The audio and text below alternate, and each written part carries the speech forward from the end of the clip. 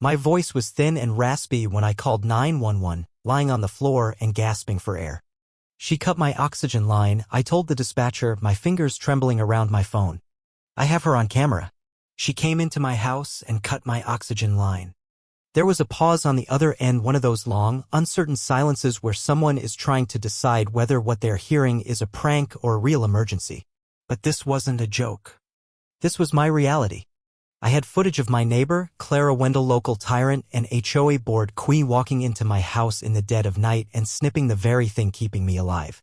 On the video looping on my phone, she crouched by my oxygen machine and clipped the tube with the casual ease of someone trimming a loose thread. She didn't wear gloves. She didn't try to hide. She smiled. 1 week earlier, I had been discharged from the hospital after a severe respiratory infection. Not COVID. Not the flu. Just a perfect storm of pneumonia and asthma that had me intubated for 3 days. My wife, Elena, wheeled me into our home with a portable oxygen unit trailing behind me.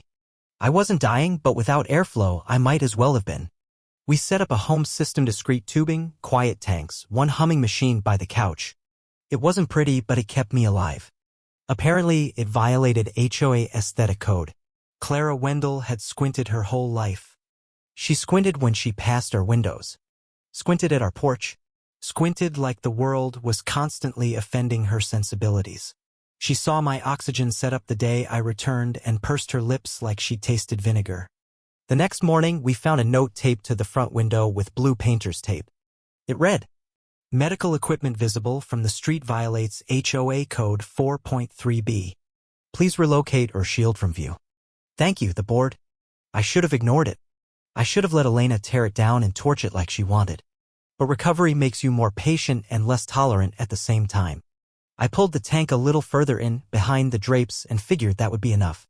It wasn't. The following days were tense. Clara walked her dog past our house 8 times a day, pausing to stare at our windows. Sometimes she pretended to tie her shoe. Sometimes she just stood and squinted. Elena started parking diagonally to block her view. We joked about it, called her the squinter, but I didn't feel safe. Then came the night I woke up suffocating. It felt like drowning without water. I clawed at my face, pulled at the Tobigno air. The machine was on, lights blinking red. I crawled across the carpet, instinct driving my limp arms. The line was cut. Clean. Not frayed. Not torn. Scissored. Check the footage. We had installed a security system last year after a porch thief stole packages. Full audio, motion-activated, wide angle. I pulled it up. There she was. Clara at 2:12 a.m. using what looked like a key or lockpick to open our front door.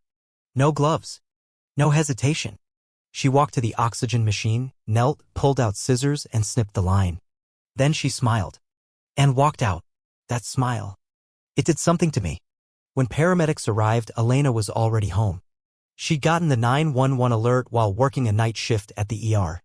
She arrived in scrubs and rage. Her eyes scanned the tubing, the footage, and she turned colder than hospital steel. "We're going to bury her," she said. Clara strolled by the next morning like nothing happened. Elena stormed out to confront her while I sat watching the live feed from the security camera. Clara smiled and said, "I just wanted to restore the harmony of the neighborhood." That setup was really alarming to some of the residents. Elena didn't hit her. She's not violent. But she got close enough that Clara stumbled into her own lilac bush.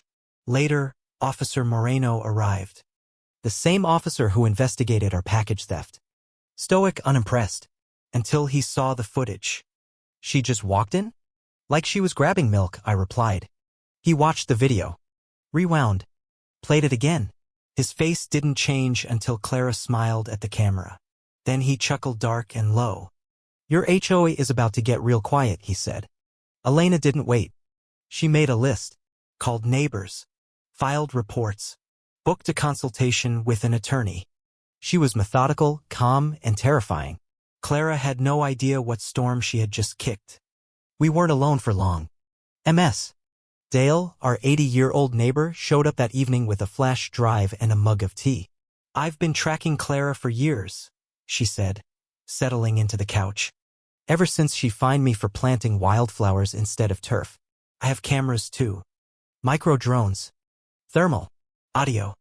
I caught what she said before she cut the line. She plugged in the flash drive. Clara's face filled the screen. Black and white infrared. Maybe this will teach him not to make the neighborhood look like a hospital, Clara said, crouched by the oxygen machine. Elena's jaw clenched. My fists curled. This was no misunderstanding. It was a vendetta. Go public, MS? Dale said. Let the neighbors see the truth. Not yet, Elena replied. We want it airtight. We drafted a letter. Detailed, professional. Screenshots, stills, transcript. We emailed it to every board member, neighbor, and our lawyer. Subject line, urgent, evidence of criminal activity by HOA board member. By morning, 3 board members resigned.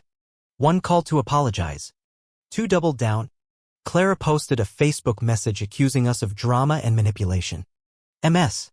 Dale replied, Hi Clara. Do scissors count as gardening tools under Code 4.3b? That afternoon, Officer Moreno returned. This time with a second officer and a body cam. We're pursuing criminal charges, he said. Trespass, medical equipment tampering, maybe attempted manslaughter.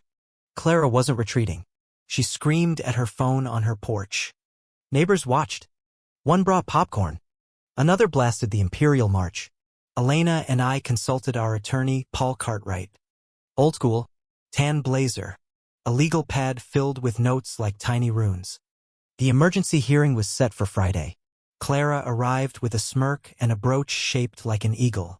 Her lawyer looked like he regretted his life choices. Judge Holbrook wasn't amused. MS. Wendell, he said, you are aware this hearing is regarding unauthorized home entry and tampering with medical support equipment. Yes, Your Honor. If I may. You may not. Paul played the footage.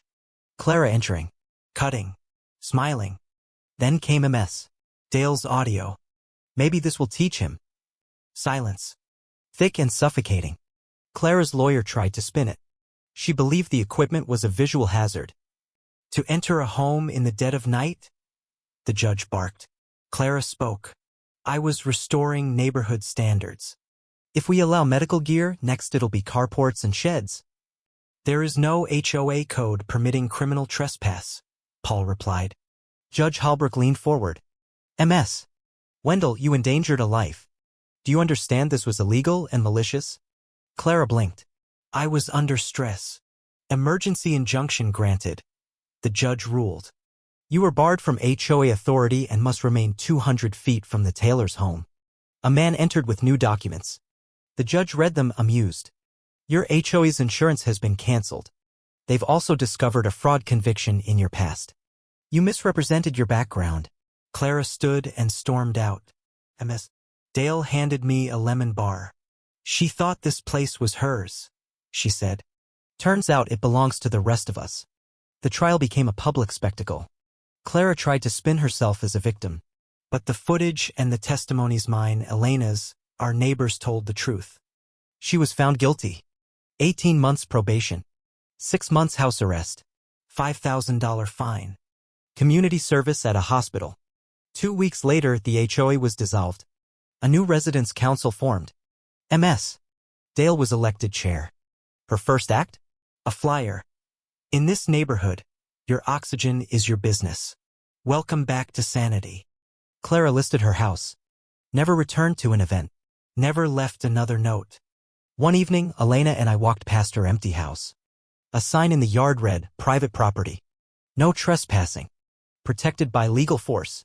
Funny, Elena said. That's exactly what we said the night she broke in. We kept walking. Free at last.